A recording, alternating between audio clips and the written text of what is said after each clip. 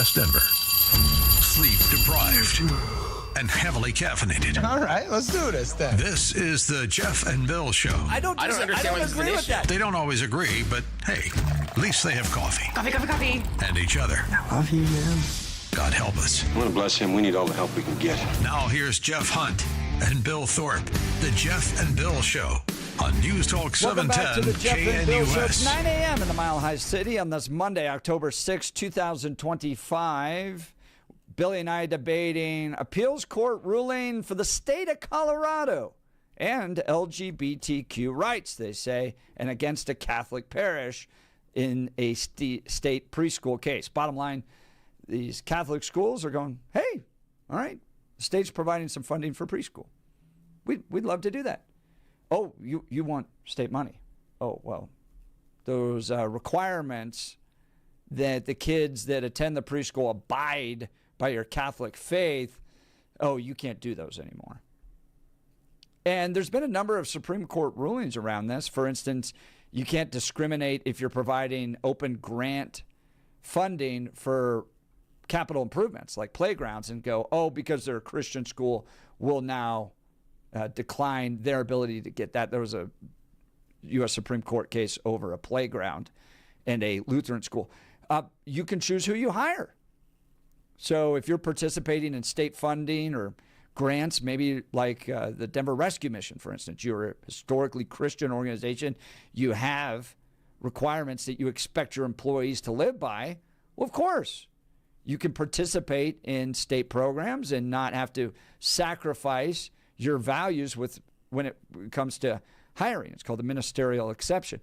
So my question on this is, why now all of a sudden, if we're dealing with students and a state gets to, or a faith-based community gets to participate in a state program, now all of a sudden you have to give up your values with regards to how your students are expected to act just to be able to participate in it. Oh, we're going to pass out money to everybody. Here's all this money we're going to provide. Oh, you Catholics over there, you Jews over there, those of you that have values, you're going to have to give those up with regards to your expectations of students and the families if you're going to participate. It seems discriminatory to me. Bill, your thoughts? Yeah, for me, if there are some rules as far as public education that private education doesn't necessarily have to play by, the rules are different under each house. And I don't see the problem that if the private house wants to get money from the public side of things, that they then have to play by the same rules. I personally don't see anything wrong with that, because if it's that I want to be private and have all of this control over what I do and I don't want to follow a lot of the states and federal guidelines, but I do want that sweet, sweet government check. Well, if you want the government cheese, you probably got to play by the government rules. So that's kind of the issue. Is what I hear a lot of private institutions saying, I would like to have my cake and eat it too. I want to have all the individualism and autonomy that I can have by separating from the government until it comes down to dollars and cents. But what's now wrong I with want to that? have those. What's wrong with some individual autonomy? But here the idea is the individualism and autonomy. You can have it within reason, but the line of demarcation is you can't pull federal or state funds for it, because then you have a different set of rules based on things the school has to do. And so what I don't see is the idea that I want to derive the same funding mechanism, but I don't want to have to follow the same rules. I got a problem with that. Fundamentally, it seems weird. It seems very strange. Well, what I have a problem with is we go out and tax everybody, right? You're a property owner, and so we're going to take your money. We're going to create this giant pool of money that's going to go towards government-run education. If you're somebody who goes and looks at government-run education and is like, oh, boy, those aren't anywhere close to my values. Not only are you required by law to pay into that pool, but then you have to, the way we've set it up in America is you get the wonderful benefit of going to pay extra for your kids' education so it reflects your values. And I'm not sure that's necessarily fair. We're taxing people. We're putting it into a giant pot. That pot is not neutral.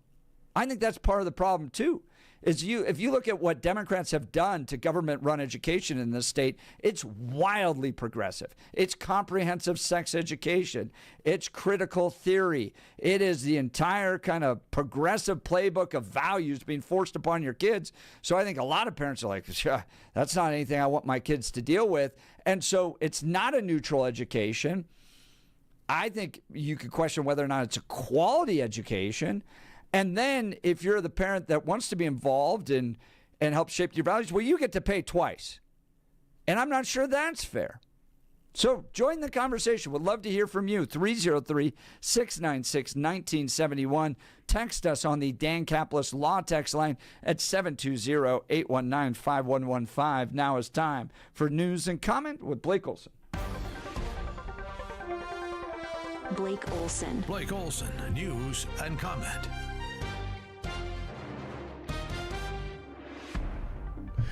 Good Monday morning, 44 and cloudy in Denver, expecting a high of only 58 today. This portion of the news sponsored by Pastor Camp Heating and Air Conditioning at 303-777-1234 to learn more about special savings opportunities on Lennox equipment.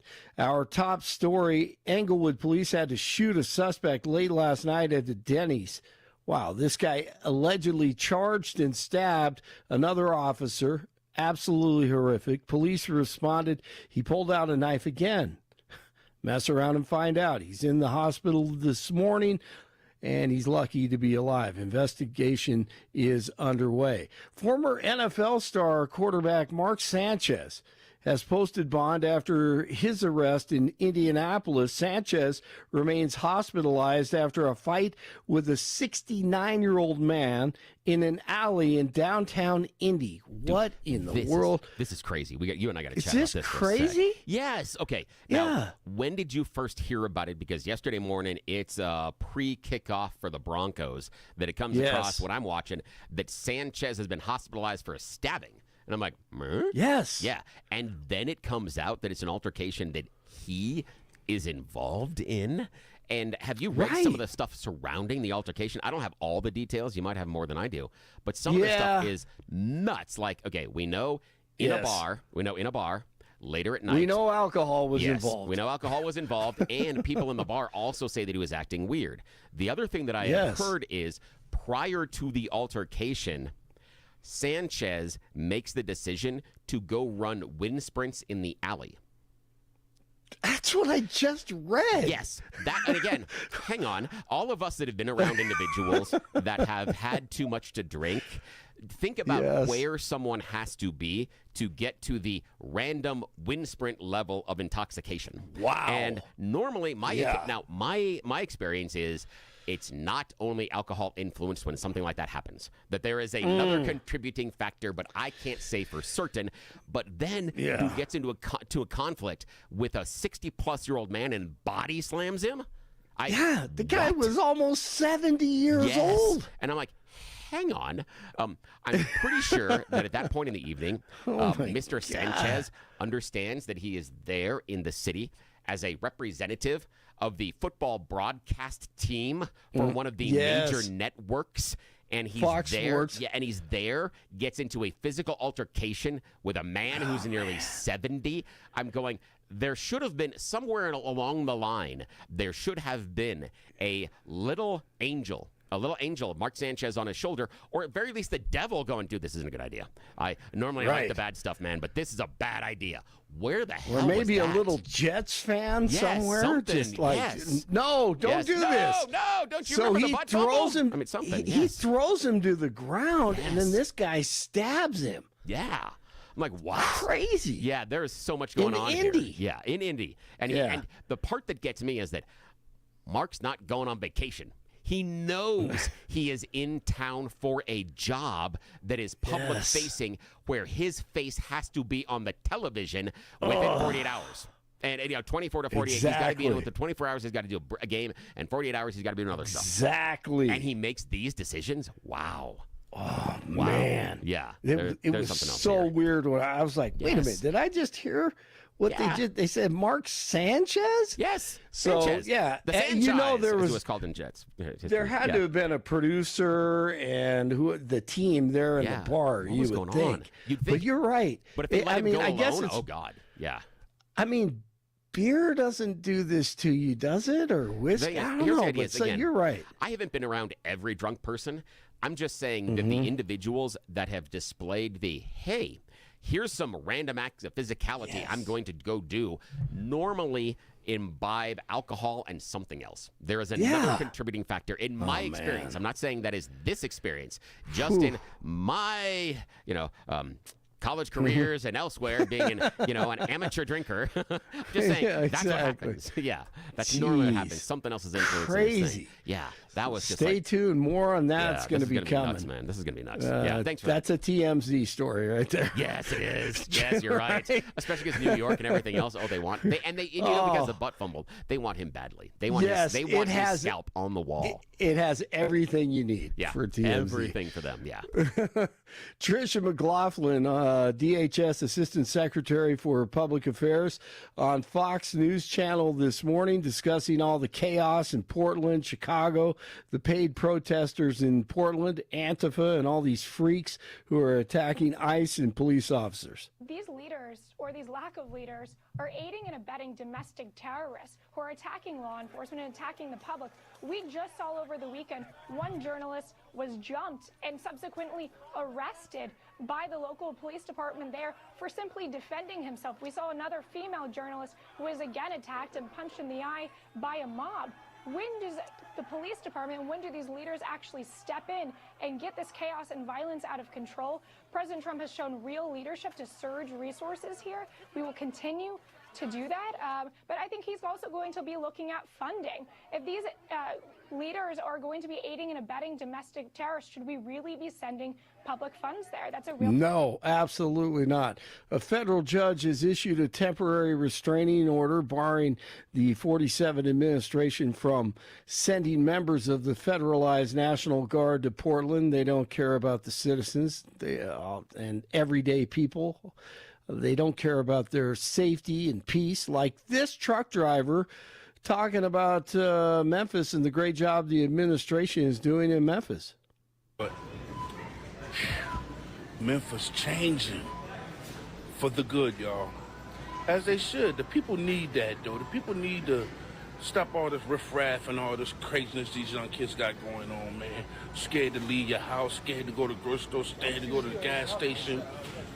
One time I wouldn't even go to certain gas stations if I see too many of them out there.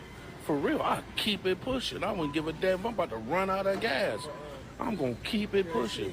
So right now, it's a totally different breed down there right now. Boy, I mean, I'm talking about the whole boatload is down there.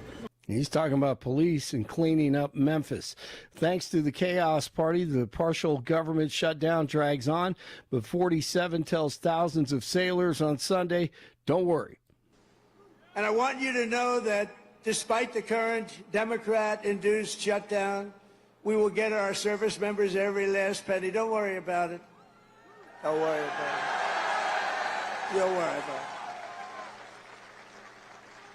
Do not worry about it. It's all coming. It's coming. And even more because I'm supporting the across-the-board pay raises for every sailor and service member of the United States Armed Forces.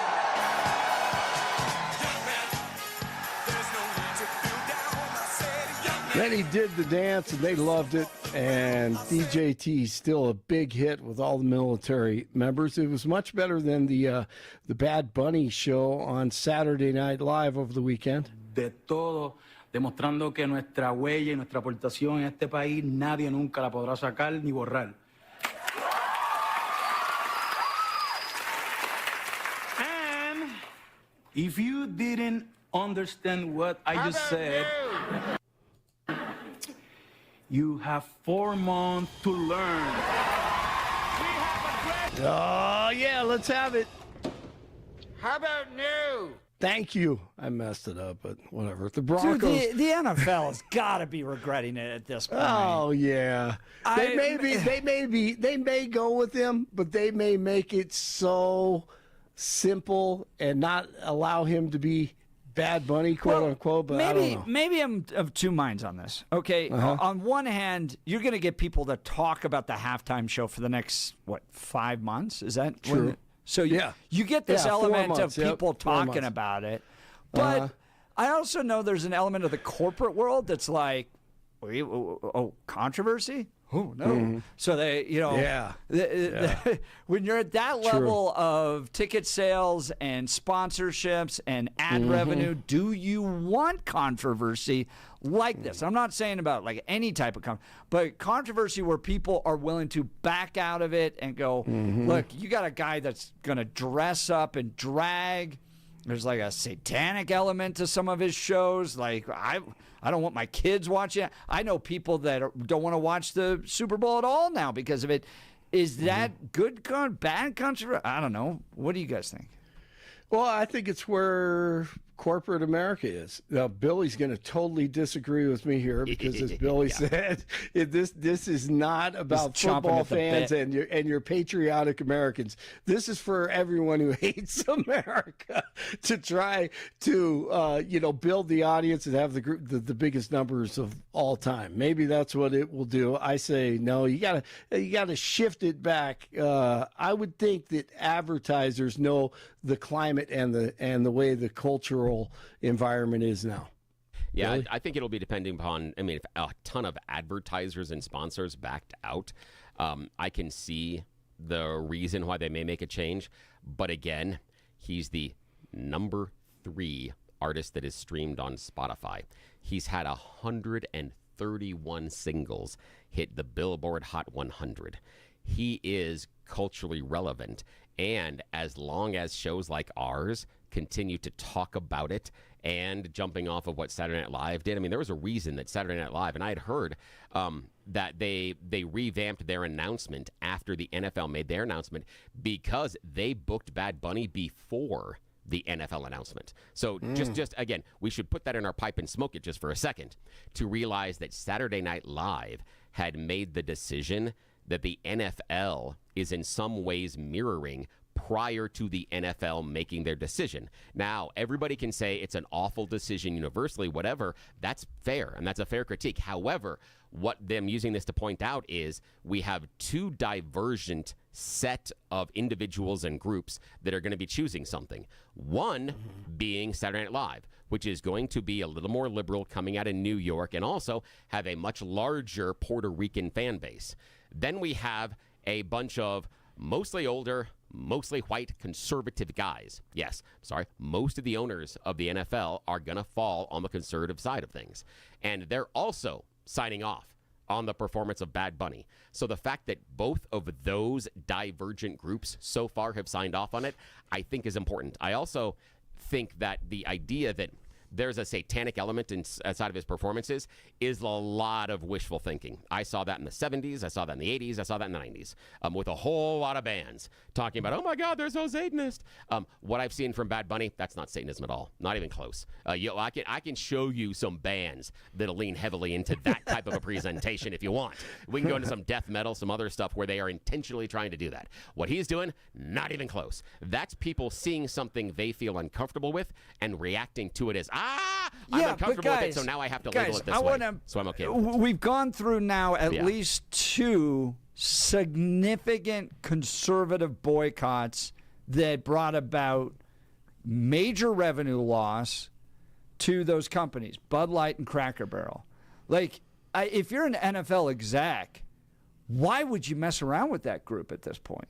Like, you're playing with fire. I would go ask Target about how they're doing. They're not doing well either. I know, but remember, that's a liberal boycott right now. Right. Remember, that's a liberal. So idea that what I'm saying is I'm pushing back on the idea that when conservatives get angry, we need to pay attention. I'm just saying that there are boycotts on both sides that are going on currently that both have had an impact. In fact, that I would makes say the Target one is a little figure larger. like this even dumber. Like, there's some mainstream figures you could have out there that you're not going to get this type of big boycotts with. But are you going to get big boycotts with? Because what I'm seeing right now is I see a bunch of fans who are normally hardcore football fans. I haven't heard a lot of pushback from people that aren't hardcore football fans. I'm hearing hardcore football fans going, I don't like the halftime show, and I'm going to go see something else. Okay, go right Dude, ahead. that's wild to me. Ahead. We're talking about the NFL. The NFL, you just said hardcore football fans are not going to are going to watch somewhere else during the halftime show because the halftime show is not for the hardcore football fans. That is not for you. It hasn't been for years. Oh, I think this could end up backfiring. What do you think, Blake? As long as people switch over at halftime, you're never gonna get people. Unfortunately, you're never gonna get people to turn off the Super Bowl. You just aren't. It's gonna be on there. But if you have a concerted effort where enough of us are passionate about literally changing the channel, actually change the channel, however many TV sets or monitors you have in the home that you're watching, switch over at halftime for other entertainment. It'll send the message. They don't care about the fans. They never have, or at least they haven't in the past 20 years. 20, 30 years. So you have to send a statement. I'm going to, don't watch I've got a question about those. I hear this, and you've been talking about a lot too, Blake, that there's this alternative halftime show, but what is it? And the reason that I think that's important is because in surveys over and over again, a generic Republican beats a specific Democrat, and a generic Democrat beats a specific Republican. Until we have a specific halftime show competing with a specific halftime show, I think everybody likes the amorphousness of, an alternative. I would be happy to see an alternative because it allows everybody else to think about what they want as the perfect alternative. As soon as you self-define that alternative, if that alternative is a couple of performing artists you've never heard of, or something else, or you're going to have, or Lee Greenwood is going to come out and do his song 4 times in a row. It's Trump and Tannerite. Yeah, that's all it needs to be. But again, that's the thing is, what's the alternative? Before I'm sold on the fact that the alternative is going to siphon enough viewers, because In Living Color was significantly culturally relevant, and the alternative at that time was to watch Up With People. If the alternative to the Bad Bunny halftime show is Up With People-y, you're going to have a hard time getting people to tune in. I agree with that. And that's why last week when Jason Whitlock said Creed, I'm like, hey, I'm all in for that. Creed, isn't that what was that like the 91? Creed, that's a tough sell because that's I'm Scott Stapp. That's Scott Stapp. I don't think Creed is Stapp has got a problem, and he's gone off on solo. They're just back together. They did a tour on again, we're going to geek out here for a sec. They did a cruise tour last year, so there's a moment, but that's a '90s rock band. If you're going to go Creed, again, you're going to draw more eyes with a Nickelback. I hate to say it. Nickelback will draw more eyes. So how I'm not about sure both? they do it. How about both? Maybe. But guys, I still how about we don't have to overthink this. Still not going to be. I'll let Trump blow some stuff up. Everybody love it. Well, that's It'd be true hilarious. Just put them in a MAGA hat and an AR-15, some Tannerite, and everybody has a good time. That would absolutely drive huge. How about two comedians? Who are the biggest comedians put Shane out there? Shane Gillis? That would depend, but is Shane Gillis big enough to draw enough eyeballs? Theo and the only reason, the only reason is Theo Vaughn and Shane Gillis big enough because at the time In Living Color was a broadcast television show that had larger, that had a whole lot larger audience there, and that's what I'm worried about. Is what I'm worried with Jason Whitlock's alternate programming of the Super Bowl halftime show is that he's going to put entertainment against entertainment. He can't. The reason Living Color won is it was comedy against entertainment. So if it's a music on music, they're gonna lose. They've got to figure out something, in my opinion, they've got to think of something outside of a musical performance. It has to be something other than a musical performance because most people, if they're watching, again, of a certain demographic of what the NFL is looking for, they're gonna stick with Bad Bunny because the reason why it was so significant for the NFL is in living color siphoned off those 18 to 35-year-olds that were so valuable for the NFL at that time. That's who tuned away. The people that were 50, they stayed with Up With People because it felt comfortable and they liked Up With People. So us, we were there back in the day. We were on the Up With People, and all our kids went to living color, and that's what changed it. So that's what Whitlock's got to figure out. How's he going to do that? If he can siphon off the right demo with something alternative, he's got something. But until then, I'm holding my breath. I think more than anything else, he's banking on, not banking, but he wants to see Christians come together and see if Christians can just, bottom line, turn the thing off, switch the channel at halftime. If you're a believer, switch it over for a half hour and see if he can do that and bring, I don't know what Christian artists are out there, but he mentioned a lot of, like 3 or 4 or 5 of them. I don't know who they are, but I would do it. I would just, I mean, you know, you're watching on a, it's not like you're in a movie theater or surround sound listening to Bad Bunny. I mean, like the audio typically isn't great during the Super Bowl, is it? For those halftime shows, maybe it is. I don't know, and I don't even know how much they lip sync the thing. So, I mean, Bad Bunny is like what a beat, the electronic percussion that you hear. It's not like a programming. It's DJ work. Yeah, program. Thank you. I mean, it's not like it's a real band or whatever. So, anyway, I think he's weighing heavily on Christians making that switch, like Jeff and I will do, and we're probably not going to get you, Billy, but we're going to try. No, I mean, Dude, if Trump was shooting Tannerite, you would switch over. Yes. You know what I'd do is I'd probably put that one to record and I'd watch it afterwards. You would want to at least see it. You would just. I want to see it for a second. I love how we were talking about Tannerite a week ago. We couldn't remember what it was. Now we're all like, we know this. Get the Tannerite. My favorite is that it was a sheriff that texted me the actual name. That is the best, yeah. And here's the reason why. Because the reason for me is that the live broadcast of Bad Bunny would be the attraction. And that's what I think they're banking on, is that that is the one time, it's the only time he's really performing live in the U.S. He's not doing concerts right now. And the one time you can see him perform live, you can do it for free on the TV. That, for me, is worth the tune-in factor, but I'm wired a little bit differently than most of our listeners. And that's why I would record. I love a good watching stuff blow up. I like that a lot. So I would put that on a record. But I would watch the live performance simply because it's the live performance. If Trump was going to do something live and he was going to blow it up Tannerite and stuff like that, if it was somewhat live there, that depending on what the sell was, I might go, well, let's see if somebody loses a finger. That might be more entertaining. Let's see what happens. Just saying, that's what you have to get me on. I love it.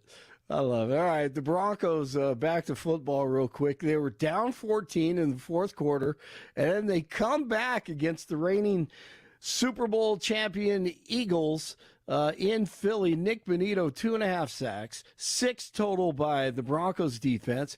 Bo Nix was outstanding, 242 yards and a touchdown. He was 24 of 39, and this is the one where they cut it to 1. Denver's longest play of the day, 34 yards.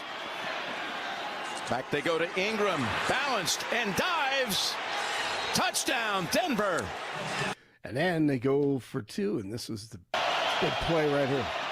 Here's the rollout, the throw, it's there. And the Broncos have taken the lead.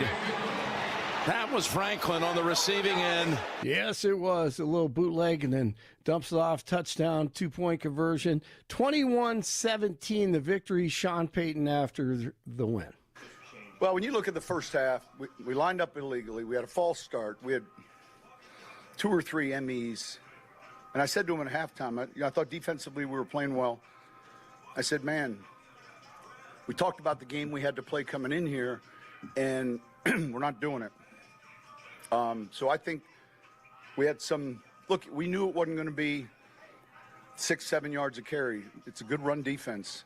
But, you know, we got to keep, you know, kind of hitting that bag, and I thought we did. And they turned it around in the end. Amazing, amazing win. 42 in Arvada, 43 in Centennial, 44 in Denver. Jeff and Billy continue with the Tannerite. Blake Olson, News Talk 710, KNUS. Your 710 5-day forecast, mostly cloudy. Going to be a cool Monday with highs in the upper 50s. Could see some morning showers pass through the metro, then one more round of showers and isolated thunderstorms late day in this evening. Partial clearing tonight with lows in the lower to mid 40s. For Tuesday, a little more sunshine, a little warmer into the middle and upper 60s. Sunny and dry Wednesday and Thursday, highs upper 70s and low 80s. Weather brought to you by L&L Heating and Air Conditioning. For quick, trustworthy, dependable service, call 720-851-1691 or visit them online at besteverhvac.com. Meteorologist Don Watzel in the 710 KNUS Weather Center.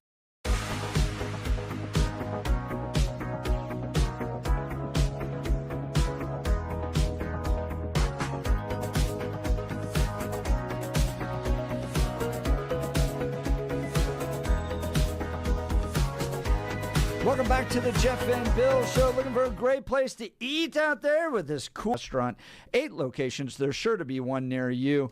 Make it a point to take your family out to eat at the Black Eyed Pea. It's one of those great restaurants that hits all 3 generations. Your parents will love it. You'll love it. Your kids will love it. They always find something. My kids adore their stuffed spuds, which are featured this month. Who doesn't love a good baked potato? Check out their sweet pork spud, a sweet potato topped with pulled pork, drizzled with barbecue sauce, cheddar, Monterey Jack cheese, and green onions. They have a chopped steak spud, a south of the border spud. Ooh, man, I might need to get that for lunch today. South of the border spud sounds great. A cheeseburger spud, a pot roast stuffed spud. There's more as well. See their menu at blackeyedpeacolorado.com. For your dinner party, rehearsal dinner, wedding reception, or company event, make it a success with Black Eyed Pea Catering. And Black Eyed Pea gift cards are always perfect for your spouse, birthday favors, holiday presents, or as a thank you to someone special. Give them a gift card. I love this restaurant. I know you will too. Keep it in Colorado. Visit the Black Eyed Pea near you. All right, we'll continue. Billy and I are going to talk this crazy sentence that came out of a Biden-appointed judge for a lenient 8-year sentence in the Kavanaugh assassination plot. I just want to point this out before we go to a break. Yeah. Still a lower sentence than what Tina Peters got. I feel like I could do that for just about any crime out there right now.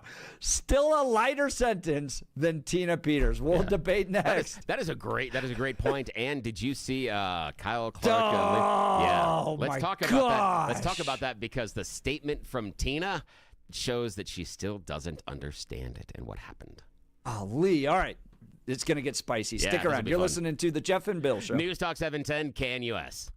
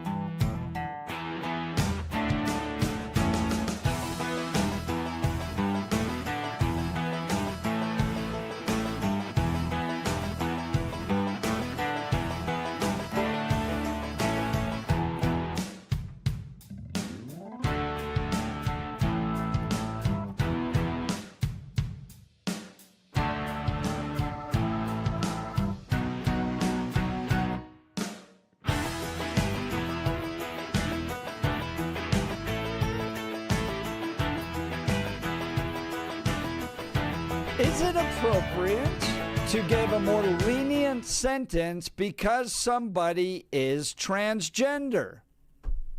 Well, the judge sentencing the man that tried to assassinate Brett Kavanaugh thinks so. And Pam Bondi in the Department of Justice not having any of it. They're going to appeal. But the judge said that the perp was getting a lighter sentence in part because he is transgender and could be denied female hormones in prison and not be placed in a women's prison. Even though, one, Rosk, the perpetrator in this account, is attracted to women, not men, and two, prison policy is still trans-friendly thanks to the current injunction. This is what one of the daily reporters is reporting here. Earlier in the hearing, Boardman, the judge, lashed out at prosecutors and President Trump, saying, let's not hide the fact that President Trump issued an executive order saying transgender inmates should be assigned to prisons with their biological sex. The prosecutor replied that there was an injunction holding up much of the enforcement of that executive order. And the judge later stated that Rosk, the perpetrator, could in fact get hormone replacement treatment in prison, at least while the injunction was in effect. In court, Rosk appeared as a tall man with a deep voice. His online posts show that even as a transgender, he is still attracted to women. Gosh, I can't imagine putting that guy in a woman's prison. How that would be so unsafe to the women there. The judge opined about giving a shorter sentence because of Rosk's transgenderism, even as she said that thanks to a court injunction, Rosk may get female hormones in federal prison. With the injunction in place, Ms. Rosk, who's actually a man, could receive gender-affirming care. But if that injunction goes away, she could be denied it. So when I sentence her, the judge said, I take into account that she is a transgender woman. What? How is that fair? You get a lighter sentence because you're transgender? What do you think, Bill? Well, I don't necessarily agree with all of the judge's ruling, but I understand, again, not agree with all of it, but I understand the logic of a shorter sentence because medical treatment could be denied to you while you are under the state's care. Because How is it medical treatment? Again, they're talking about giving him hormones, etc. That would be medical treatment. If you're getting any sort of a prescription, whether that be for sniffles or for migraines or for stomach issues or isn't for it diabetes. Elective? But hang on a sec. That's not what I said. I said medical issue. We can debate whether or not elective or not should be provided, but that's a different subject. This is just medical issues in of themselves. But the idea that, and where I hear you going, is we should be able to deny any elective medical care that any of these individuals want. And I'm not certain that creates, one, a better environment inside of prison to get them to be better citizens when they get out. And that's the thing, is we have to understand that eventually these people have to be re-released into society. And depending on how they are treated and what they are taught internally does impact and change who they are coming back out. And what I'm looking at, I agree with you that putting an individual that is trans into a female population of a prison is not the best choice. I don't think that's a good choice at all. However, placing a female that is trans into a male prison population, also not a good choice. I'm not certain what the better choice is at this point. I would seem to have, personally, I would try to create a smaller population or facility inside of one of the other facilities, almost like a prison inside of a prison. But I'm not certain. Again, I'm just spitballing right now.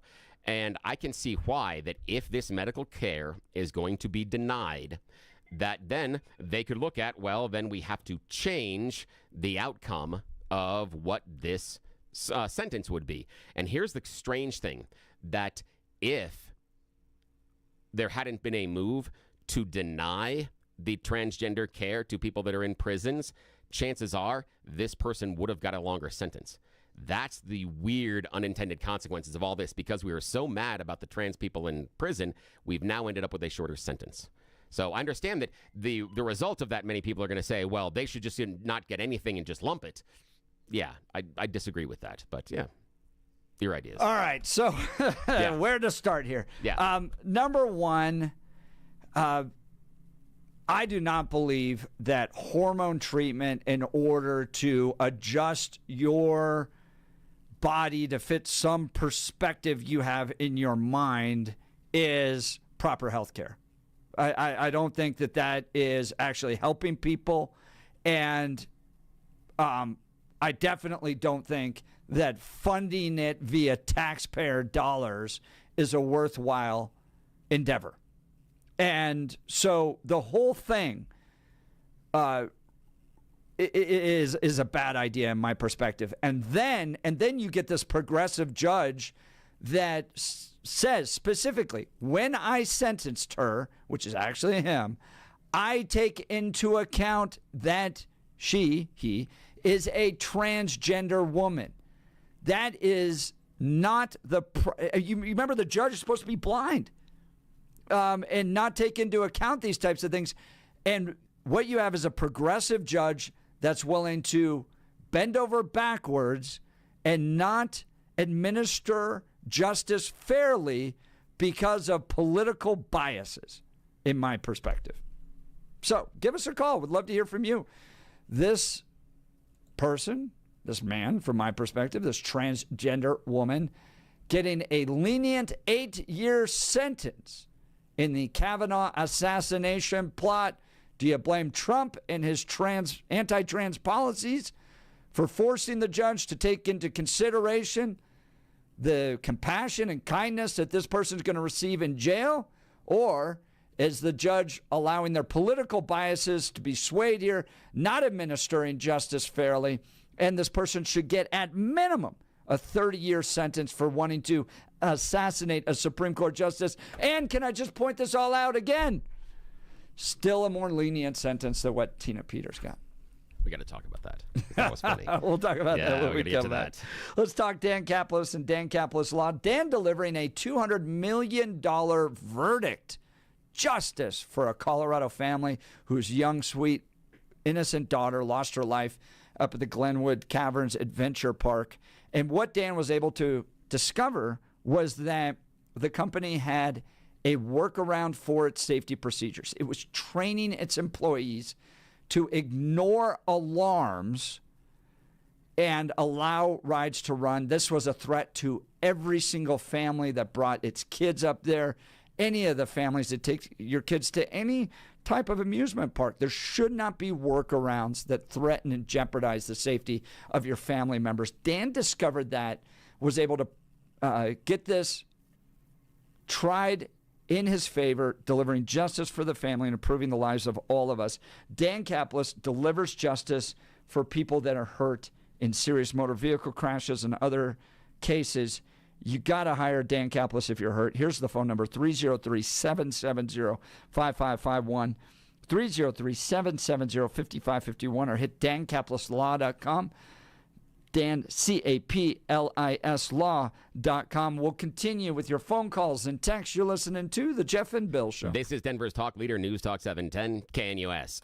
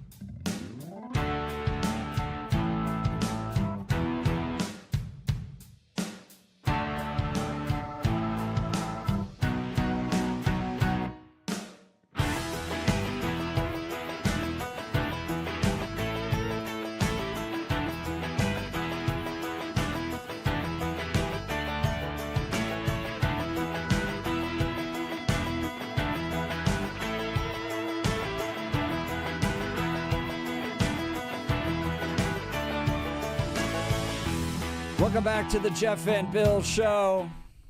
Dude, speaking of this Tina Peters thing. Yeah, I got to talk about this because, All right, so... You pointed this out over the weekend. This is crazy. Yeah, Tina Peters not happy that Trump administration's not moving fast enough. She wants more pressure. Come on, get me out of jail. Which to me underlines the fact that she has no clue what the hell's happening.